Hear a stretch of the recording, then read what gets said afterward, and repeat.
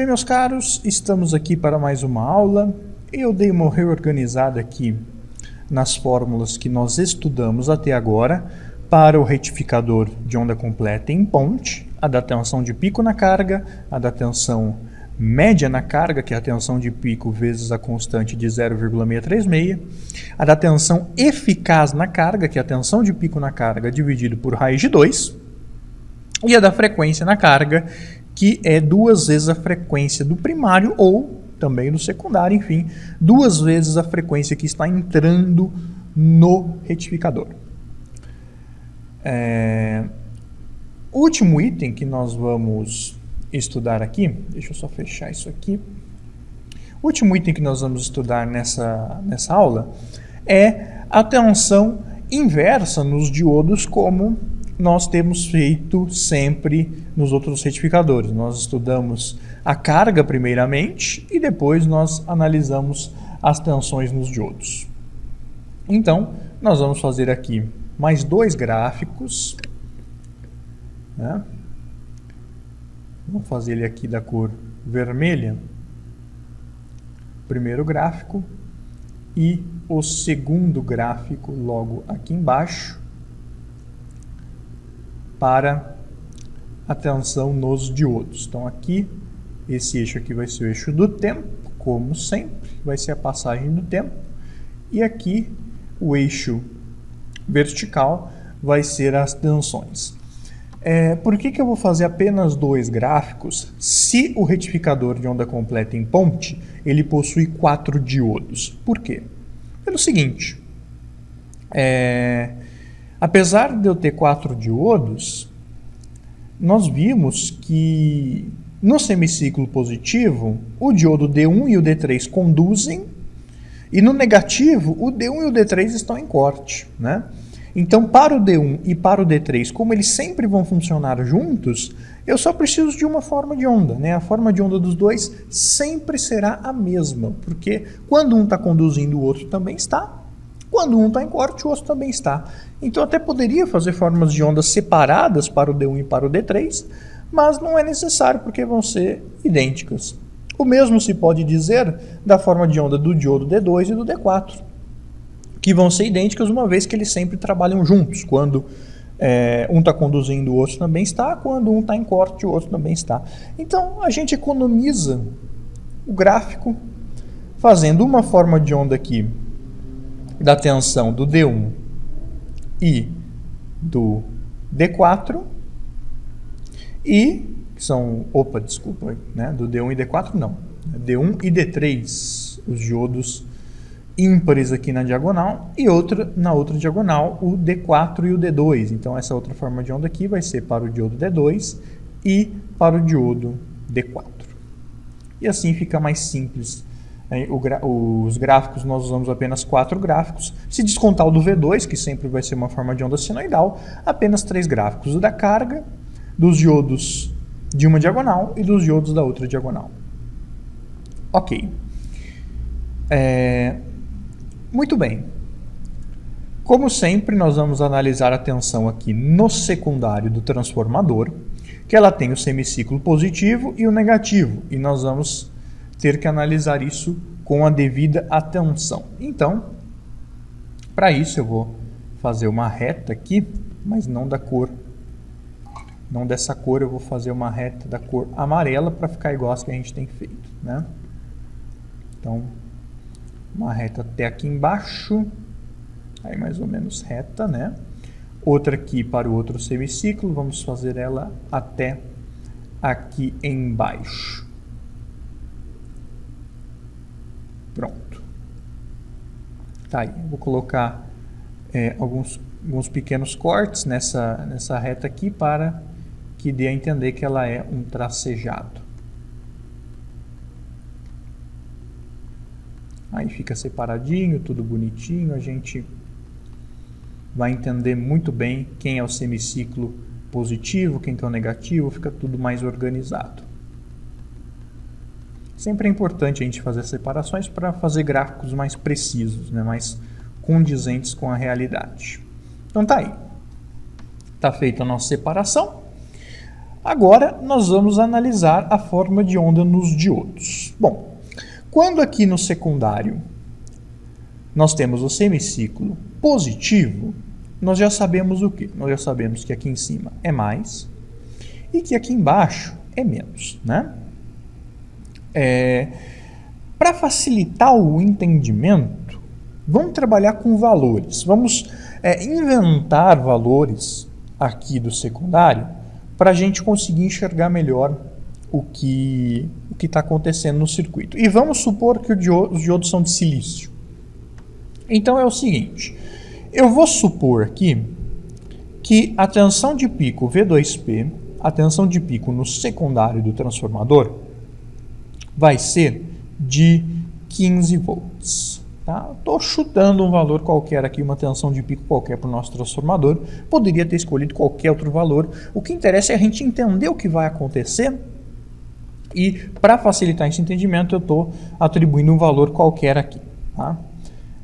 Então, 15 volts, tanto no semiciclo positivo quanto negativo, vai ser o pico da onda. Então, o pico dela aqui no secundário, nós estamos atribuindo aleatoriamente o valor de 15 volts para ela.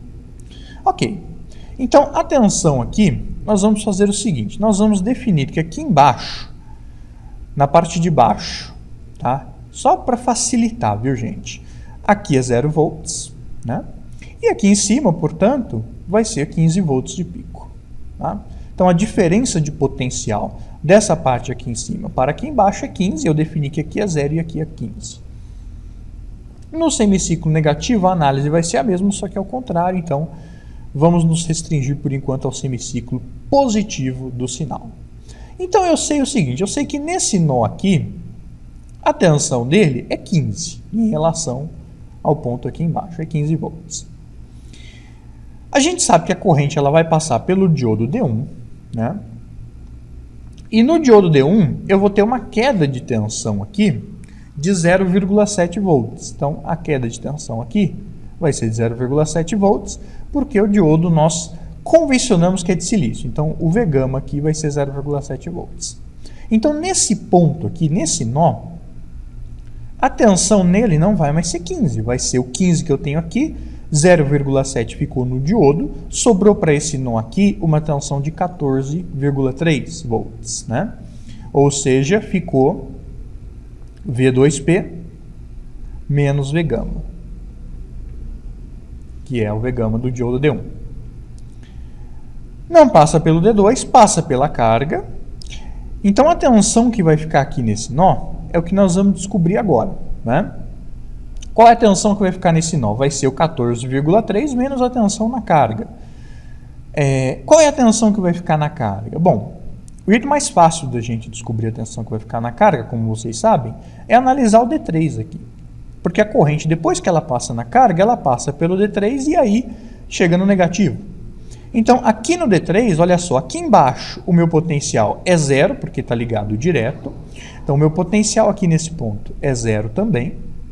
E aqui, pessoal, como eu conduzi corrente aqui no diodo D3, eu tenho nele 0,7 volts, porque ele é de silício. Então, a tensão aqui vai ser de 0,7 volts, né? Aqui embaixo eu tenho 0, aqui em cima eu já tenho 0,7, porque é a tensão que ficou nesse diodo. E essas são as tensões que eu tenho em todos os pontos do meu circuito, né? Eu já posso dizer que na carga, a tensão que fica na carga vai ser, né, como vocês sabem, tensão é diferença de potencial. Então, em um lado da carga eu tenho 14,3 volts, no outro eu tenho 0,7. A diferença entre esses dois potenciais aqui vai me dar uma tensão de 13,6 volts na carga, né? Porque tensão é diferença de potencial, então eu vou subtrair esses dois potenciais, vou tirar a diferença deles para saber quanto que sobra na carga. Mas o que eu quero focar aqui não é a carga, eu quero focar as tensões nos 4 pontos da nossa ponte retificadora, para a gente poder saber qual é a tensão que vai ficar nos diodos em cada momento. Então, olha só, no semiciclo positivo, o D1 conduziu, a carga conduziu e o D3 conduziu. Então, tanto no D1 quanto no D3, a tensão vai ser de V-gama, ou 0,7 volts. Então, no D1 e D3, a tensão vai ser uma subidinha aqui.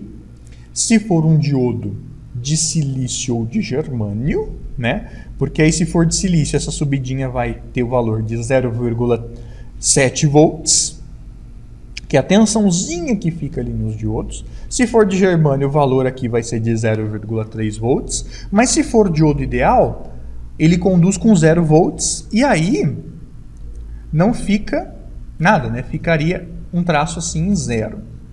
Mas de qualquer forma, trabalhando com diodo de silício ou de germânio, que são os diodos reais, ficaria uma subidinha assim de valor V-gama.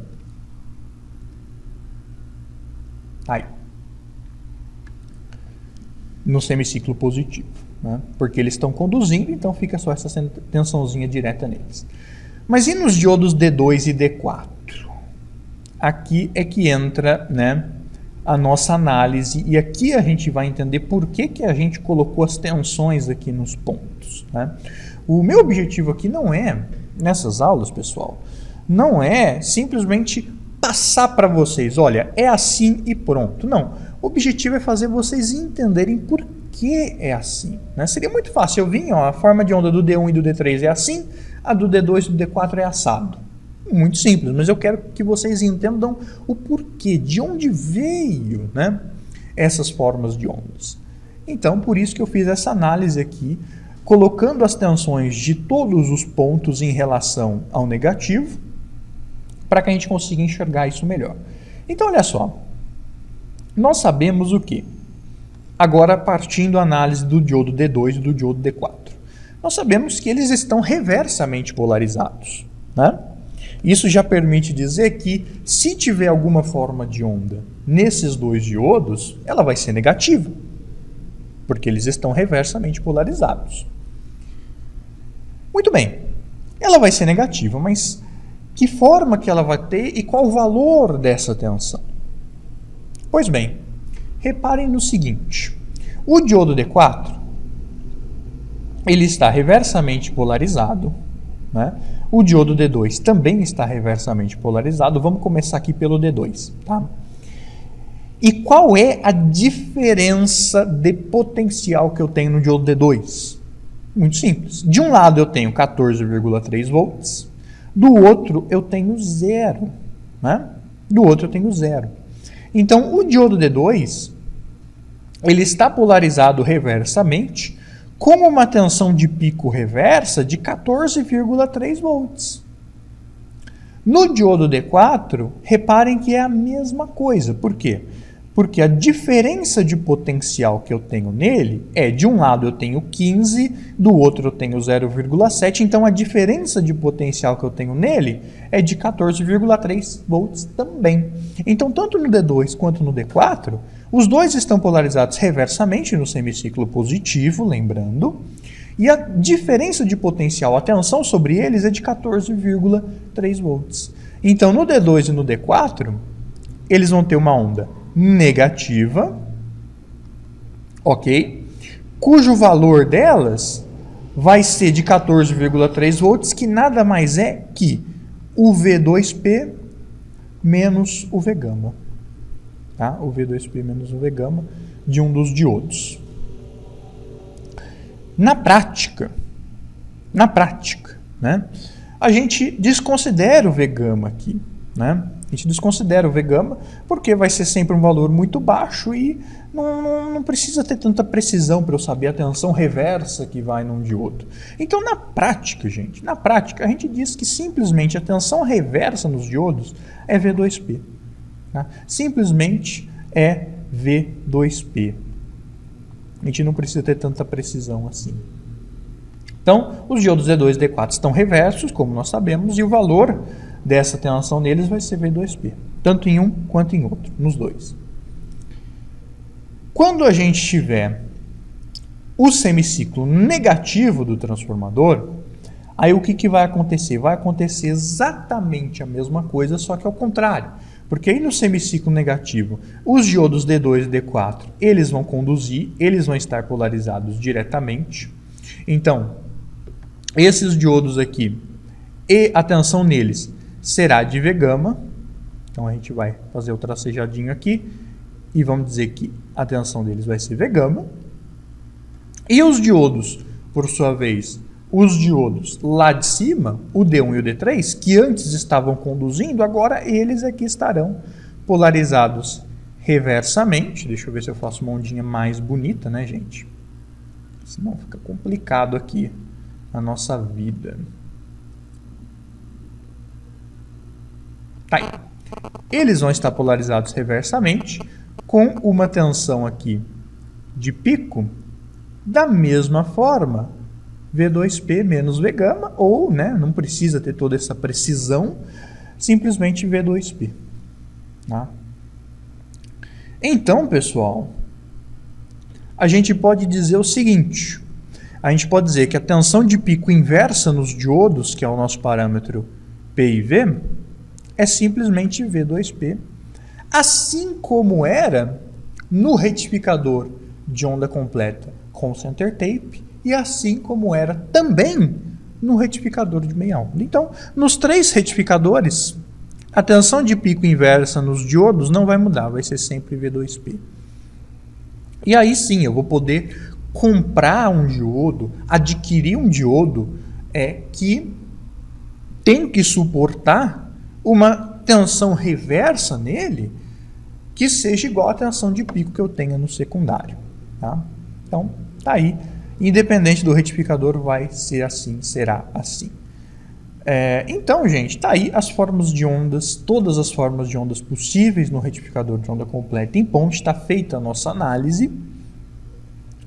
Até aconselho vocês fazerem essa mesma análise para o semiciclo negativo, que nós simplesmente repetimos aqui a lógica, o raciocínio, mas se vocês fizerem a análise, inverterem aqui os sinais, colocar os 0 volts em cima, ou 15 volts embaixo e analisar ponto por ponto, vocês vão chegar na mesma conclusão. Tá? Então é isso, nessa aula a gente ficou só por conta da análise das formas de ondas nos diodos da ponte, né? Só lembrando que se forem diodos ideais, quando eles estão conduzindo, a tensão deles vai ser V gama e o V gama no ideal é 0, então ficaria aqui a onda em 0 aqui, e aqui embaixo ficaria em 0. Mas da mesma forma, a tensão de pico inversa seria a mesma, não iria mudar absolutamente nada, porque nós estamos aqui, né, dizendo que ela vai ser sempre V2P, e estamos desconsiderando aquele V gama lá, porque ele não vai influenciar. E é sempre bom a gente comprar um diodo que aceite uma tensão reversa maior do que aquela tensão reversa que eu tenho no meu circuito. Né? Então é sempre a gente ter uma tolerância, como eu já expliquei para vocês em aulas anteriores. Então é isso aí, pessoal. Espero que vocês tenham entendido a questão do gráfico dos diodos e da tensão reversa máxima que a gente vai ter nos diodos. E eu vejo vocês na próxima videoaula. gevencino.com.br. Muito obrigado a todos.